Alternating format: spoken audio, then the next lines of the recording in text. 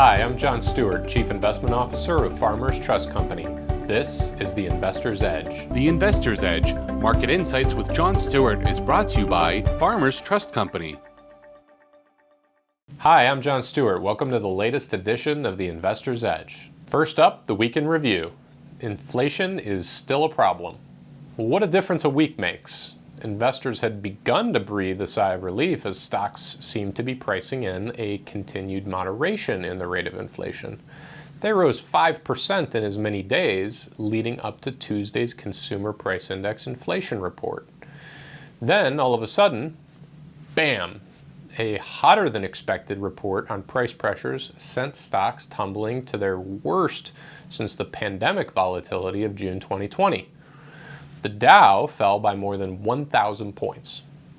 Now, equities have been on a schizophrenic back and forth for weeks now, bouncing up and down as if on a bungee cord between expectations of a soft landing or the possibility of a more damaging recession. Now, we've been consistent in our message to investors that this type of volatility will likely continue for at least the next couple of quarters as the Fed tries to bring inflation under control. Now, the $31 trillion question remains just how much pain will be required in accomplishing that goal. Our focus is on the path of earnings expectations and the revisions to those expectations. And for the time being, the trend is still not your friend. For this week's featured insight, dividends help avoid fire sales. Well, if there's a cardinal sin when it comes to investing, it is selling your stocks at the worst possible time because you panic after the broader market has taken a turn for the worse.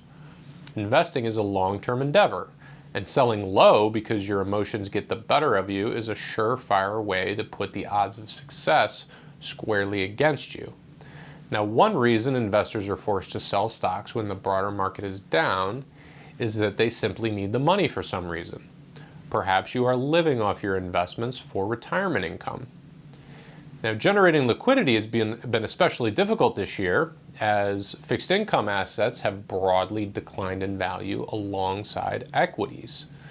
Now, one way to help avoid having to fire sale your stocks is to ensure that they generate some income through dividends. Now, focusing solely on the dividend or investing in stocks that pay above average dividends can be risky.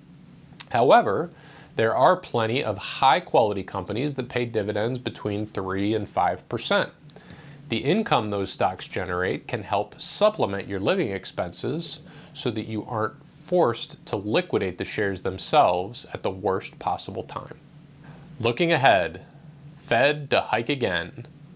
Well, yes, another Federal Reserve Bank meeting is upon us, and yes, they're going to hike the primary interest rate they control, that is the Fed funds rate, which is the rate at which banks lend to one another in the overnight market. Now, by all accounts, the expectation is for another 3/4 point rate increase, but after the hotter than expected inflation report I talked about earlier, the market was at one point pricing in close to a 1 in 3 chance of a full percentage point rate hike. Nevertheless, that does seem like a pretty unlikely outcome at this point. Now, higher interest rates will continue to tighten financial conditions and put the brakes on an already slowing economy, but the Fed is also draining liquidity from the financial system through a reduction in the securities holdings on its balance sheet, otherwise known as quantitative tightening. Now, all this adds up to reinforce the point I made earlier.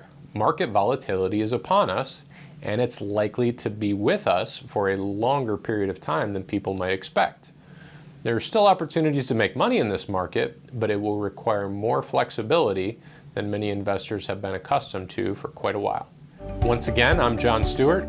Thank you for watching The Investor's Edge. The Investor's Edge, Market Insights with John Stewart, is brought to you by Farmers Trust Company.